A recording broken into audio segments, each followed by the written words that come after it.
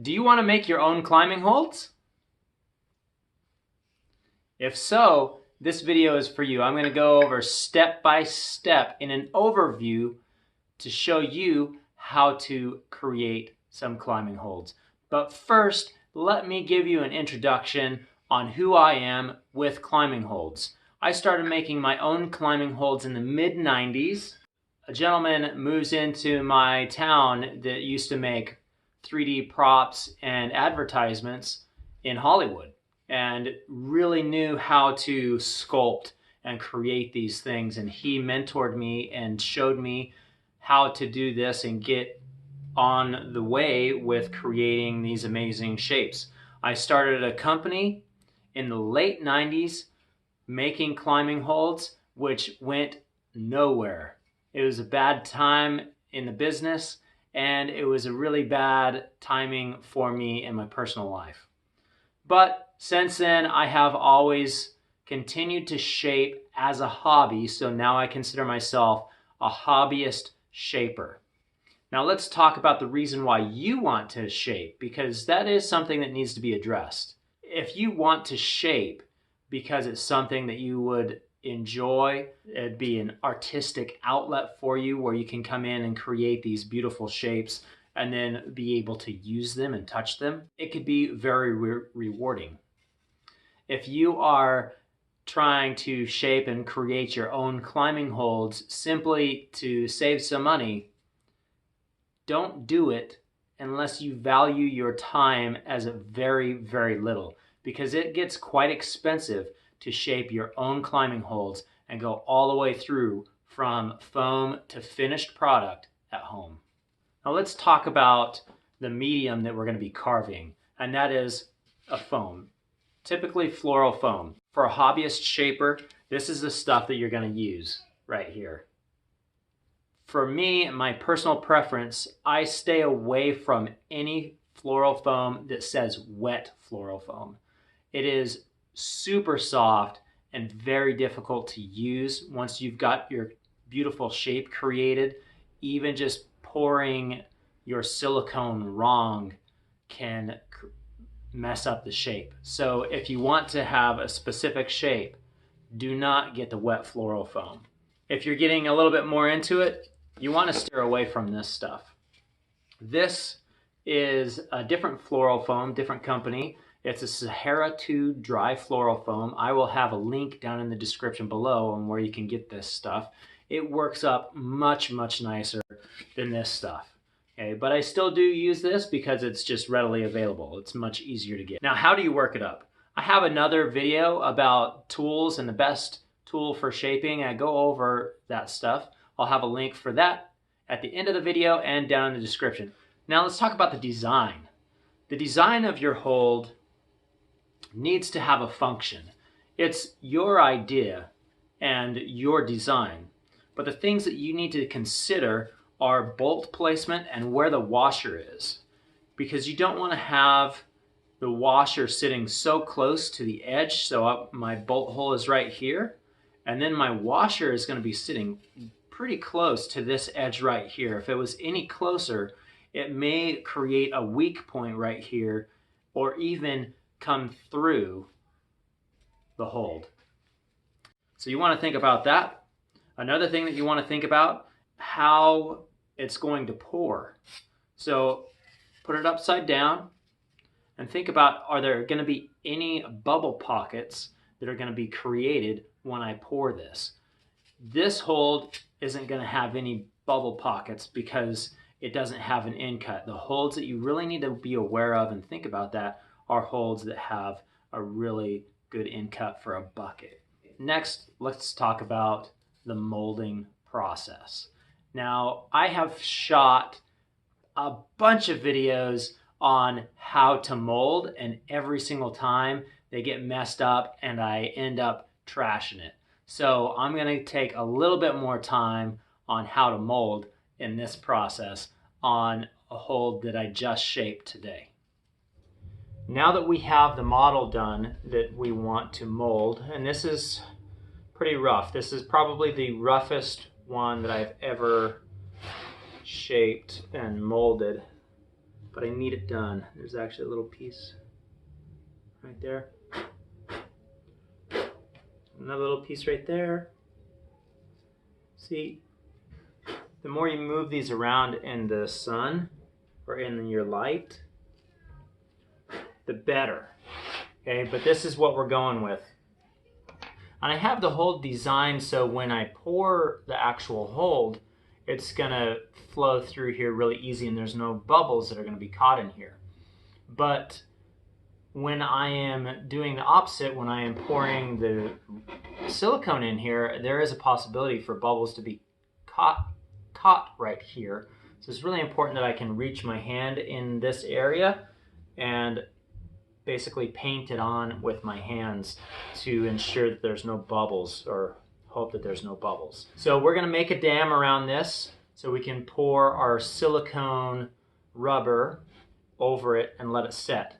And what I like to do is use cereal boxes. So I'll take a cereal box, I'll cut it into strips, and then I will go ahead and start going around my model and gluing it, hot gluing it down to the MDF here.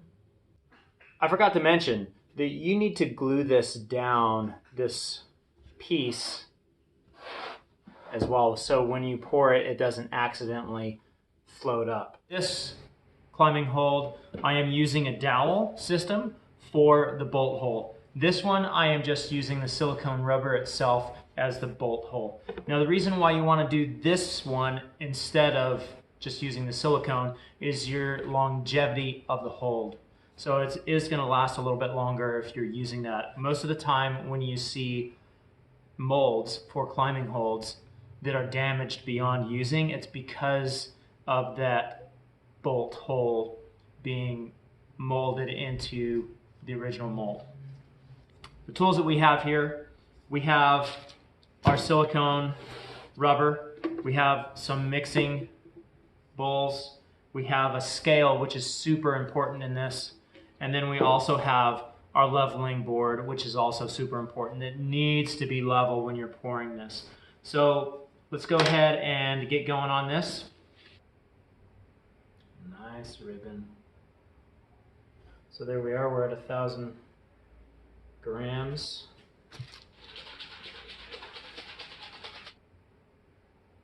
So let's tear it out. Now we're going for 100 grams. Now you want to make sure that you're getting everything.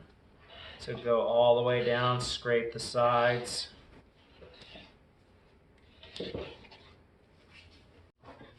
All right, it is now the next day, and I'm sorry the camera cut off while I was trying to finish up the pour on this. Also with this one, I'm really nervous about it because this deep end cut where I was supposed to get in and paint that silicone on with my fingers, I was not able to get around the dam. I didn't make it big enough, so I really hope that there's no bubbles in that area that's going to destroy the hold. Check this out. It's like magic. This hot glue will peel off pretty easy as well as soon as you get it started. Yeah, just like that.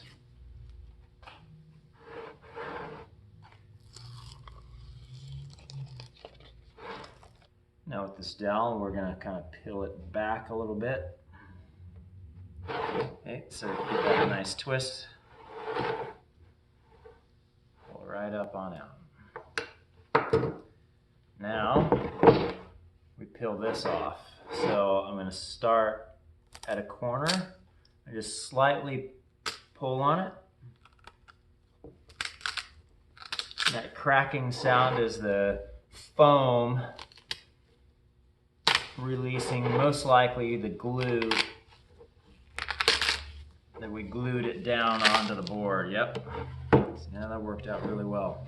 And then the models, there's really, just consider them gone. I have very rarely been able to save anything when I'm using this floral foam. It's just going to break apart.